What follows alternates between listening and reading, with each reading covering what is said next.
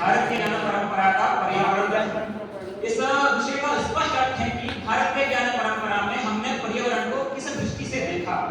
वर्तमान का जो ये पाश्चात्य संस्कृति आज हम इसको फॉलो कर रहे हैं, इसका अनुसरण कर रहे हैं, इसी संस्कृति ने इसी पर्यावरण को भोग की दृष्टि से देखा।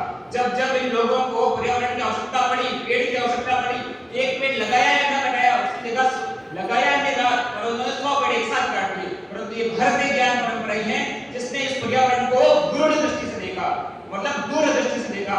एक मैं इस क्षेत्र से आता हूं, वहां पे एक राजा थे, उस राजा ने आदेश दिया राजस्थान के इस खेजड़ी वृक्ष को काट लो।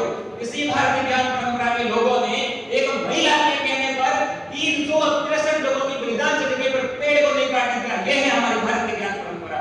ना कि हम उस पेड़ को पूजते हैं, बल्कि वो पेड़ को हम एकदम कल्प वृक्ष की तरह मानते हैं। हमारे समाज में जो कोई भी न्याय की अन्याय की बात होती है, हमारे गांव में आज भी उसी पेड़ को साक्षी मान करके, उसी पेड़ को सम्मुख रख करके उस बात का निर्णय किया जाता है। हम देखते हैं जिस राजस्थान के पश्चिमी मरुस्थल में जहां पानी की कमी है, पानी को देवता के रूप में माना, सभी लोगों ने बताया कि हमने धरती को पूजा, हमने पर्यावरण पूजा को, माता भूमि पुत्रो हम कृतज्ञ, हाँ हमने, पर हमने उसके कण कण जल का बूंद बूंद बचाने के लिए ऐसी युक्तियों का उपयोग किया जो आज की सरकारें नहीं कर पाई है। हमारे राजस्थान में एक इवेंट होता है सांस्कृतिक, उसका नाम है समधियारा। समधियारा इवेंट में ये होता है कि जो भी राजस्थान की महिलाएं हैं जो अपने ससुराल में जाती हैं, वो हर महिला जेठ शुक्ल पक्ष एकादशी, जिसको हम बोलते हैं निर्जला एकादशी, वो महिला बिना पानी पिए दिन भर वो गांव के जल स्रोत की सफाई करती है।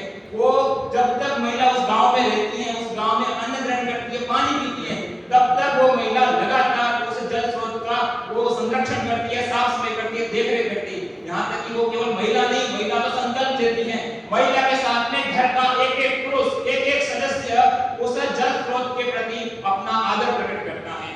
उसके आगे चले तो हमारे यहाँ पे विभिन्न कल्चर होते हैं, विभिन्न उत्सव होते हैं जो हम भारतीय ज्ञान को संरक्षण की दृष्टि से देखते हैं।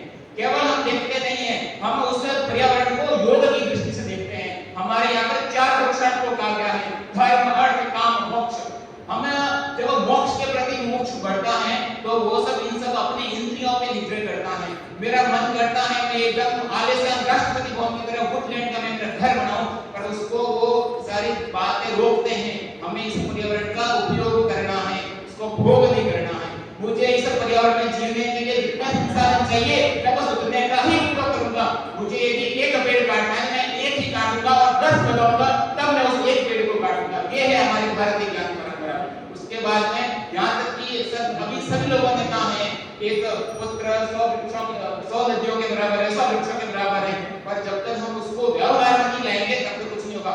केवल मात्र भारतीय ज्ञान परंपरा ये है कि हम केवल श्रुति परंपरा में उसको लिखा नहीं है, बल्कि उसको अपने व्यवहार में लेके आए हैं। हम अपने ऋषियों मुनियों को देखते हैं तो वो अपने व्यवहार में पर्यावरण प्लास्टिक का हम भी प्लास्टिक को ला सकते थे, परंतु नहीं, वो जो हमारे नुकसानदायक है, जो घातक है, हम उससे दूर रहेंगे। इसी के साथ अपनी वाणी को विराम देता हूं। वंदे मातरम।